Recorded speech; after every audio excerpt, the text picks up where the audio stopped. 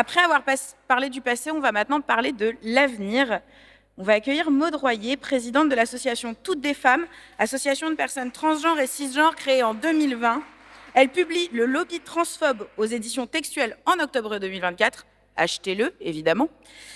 Enfin, elle est à l'initiative de la campagne Juge pas mon genre, préparée en 2023 et lancée en mars 2024. Jusqu'à la semaine dernière, cette campagne interpellait les députés en envoyant des convocations au tribunal. Je vous remercierai de l'accueillir très chaleureusement.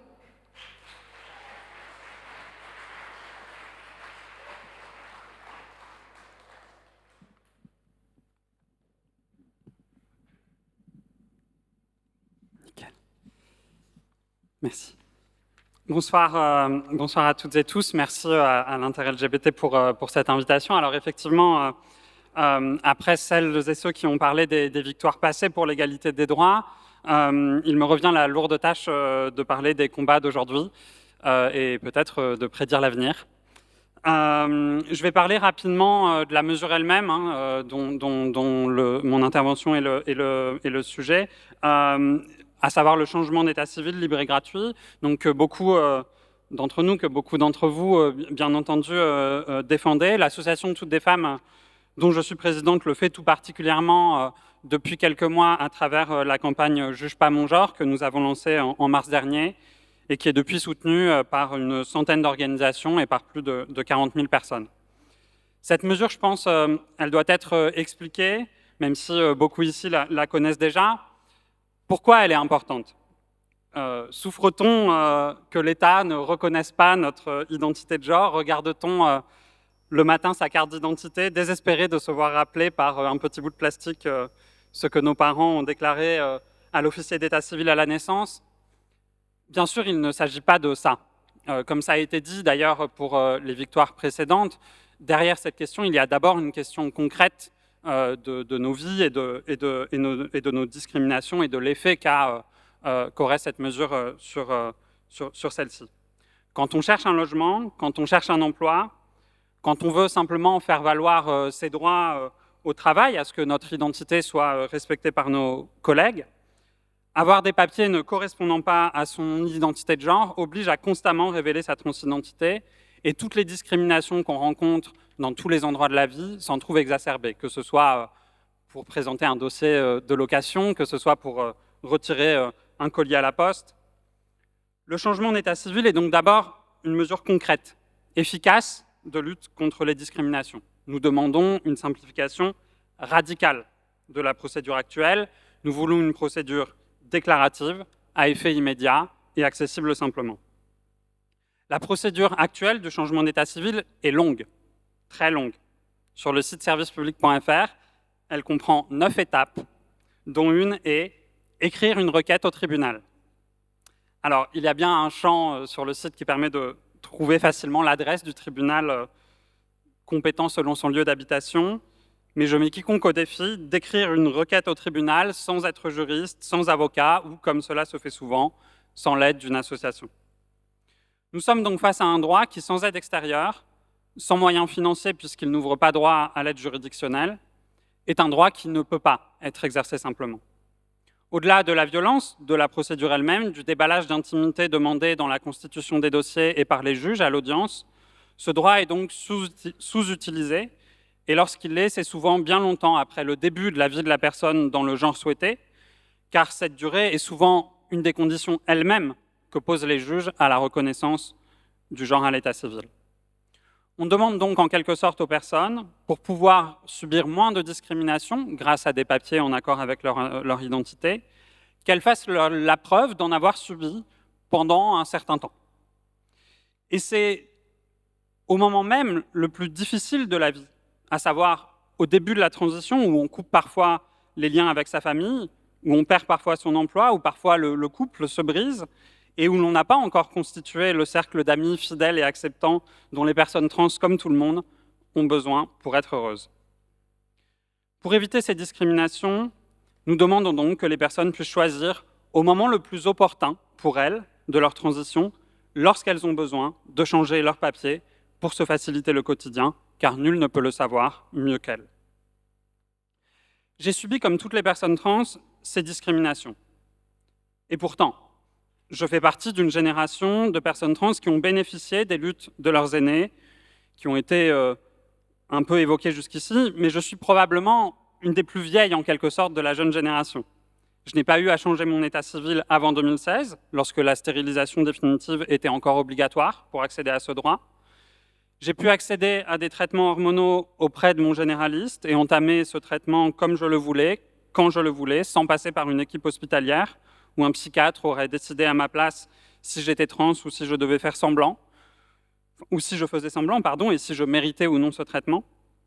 Et hérité des luttes contre le VIH et contre le VIH-Sida, le travail de prise en charge de notre propre santé par les associations communautaires et de transformation de l'intérieur du système de santé a facilité nos parcours de soins comme jamais un texte de loi n'aurait pu le faire dans ces 20 dernières années.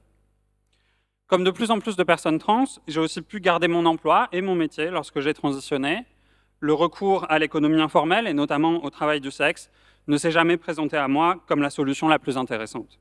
Ce n'est pas le cas pour tant d'autres de mes amis, qui ne peuvent souvent accéder qu'aux emplois les plus précaires, encore aujourd'hui, quel qu'ait été leur niveau d'études, leur expérience, leurs compétences. Et ce sont pourtant des militantes, pour beaucoup travailleuses du sexe et extrêmement précaires, qui ont permis que malgré ma transition, j'ai la trajectoire sociale que j'ai eue, en menant les combats qu'elles ont menés ces 20 dernières années. À l'exception de la fin de la stérilisation obligatoire en 2016, tous ces changements radicaux dans la vie des personnes trans se sont produits sans l'appui du législateur et en réalité sans même que le monde politique ne s'y intéresse, en France comme dans beaucoup de pays du monde. Nous avons en quelque sorte changé d'époque. Les personnes trans ne sont plus seulement à la marge, mais sont partout dans la société. Entendons-nous bien, ça ne veut pas dire qu'elles sont plus respectées, plus dignes de droits qu'auparavant. Plus que jamais, ce sont celles qui sont encore les plus marginalisées, qui subissent le plus de violences de la société, les plus pauvres, les personnes en parcours d'exil, celles dont les familles ont coupé les liens et qui se retrouvent parfois à la rue. Mais c'est précisément le fait que ce ne soit plus notre seule place aujourd'hui, que nous sortions justement des marges, qui fait que nos droits sont attaqués depuis quelques années. C'est précisément le fait que nous soyons acteuristes de nos parcours de soins, que nous combattions les discriminations et que la société avance, qui fait que certains cherchent à rétablir par la loi et par le champ politique cette violence qui, sur le long terme, a reculé en réalité dans la société. Nous avons créé Toutes des femmes, l'association que je préside, en 2020. Le motif alors était de réagir à la première tribune transphobe que nous voyions publiée dans un journal, chose qui ne s'était pas produite dans les années précédentes. Nous savions ce qui se passait déjà aux États-Unis. Depuis 2018, les projets de loi dans les différents États républicains, enlevant des droits aux personnes trans, allant parfois jusqu'à criminaliser y compris l'entourage des personnes trans, se sont multipliés, main dans la main, avec les attaques, notamment contre l'IVG. Le travail de notre association et de bien d'autres a porté ses fruits. Nous avons aujourd'hui des alliés. Le mouvement LGBT dans son ensemble a compris qu'à travers les personnes trans, c'était tous qui étions attaqués, et le mouvement féministe dont nous faisons partie l'a compris aussi dans son immense majorité. Mais les attaques, elles, ne se sont pas calmées. Les tribunes, les émissions, l'activité des lobbies s'est multipliée et en moins de 3 ans, le sujet est passé d'une totale inexistence médiatique à une proposition de loi au Sénat attaquant directement l'accès à la santé, qui introduirait pour la première fois de l'histoire une interdiction dans la loi de prescription de certains médicaments à des médecins. Nous sommes face à un tournant politique majeur. Si les droits des personnes trans reculent, ce sera la première fois en France que les conservateurs anti-choix, anti-IVG, anti-droit à disposer de son corps obtiennent une victoire d'une telle ampleur. Or, si rien n'est fait, les attaques se poursuivront. Les premières propositions de loi sont là, une a été adoptée au Sénat, il y a certainement des volontés qui finiront par les mettre à l'ordre du jour, y compris à l'Assemblée nationale. Si on veut sortir de ce moment politique, on ne peut le faire que par le haut.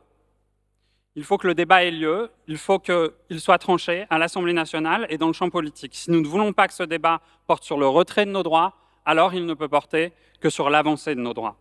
C'est la voie qu'ont choisie rien que ces dernières années l'Espagne et l'Allemagne, après de nombreux autres pays pionniers dans le monde. La France ne peut pas être le point d'entrée en Europe de l'Ouest d'une attaque réussie des droits des personnes trans, sinon tout ce qui a été fait ces dernières années sur les droits LGBT et sur les droits des femmes sera remis en question. C'est un devoir envers les personnes qui dépendent de ces droits en France, mais c'est aussi un devoir envers tous les pays qui nous regardent. Une proposition de loi pour le changement d'état civil existe aujourd'hui à l'Assemblée nationale. Elle a été déposée avant-hier. Elle a été co-signée par tous les groupes du NFP, mais ce n'est pas suffisant. Elle doit être discutée. C'est à la fois un besoin pour les personnes trans et l'exigence du moment politique. Il faut le répéter, ce doit être dans nos associations, ce que nous rappelons sans cesse à nos partenaires et aux élus partout en France. En particulier, les parlementaires de Renaissance et du groupe Ensemble, qui composent l'actuelle majorité, ont entre les mains la possibilité de s'opposer ou de débloquer sa mise à l'ordre du jour à l'Assemblée nationale. Je m'adresse notamment à eux. Si vous êtes sincères dans votre souhait de ne laisser aucun recul sur les droits LGBT se faire sous ce gouvernement, alors la solution est devant vous et vous pouvez la faire advenir. Nous pourrons alors avancer et pour la première fois depuis 4 ans, espérer un meilleur demain pour les personnes trans. Je vous remercie.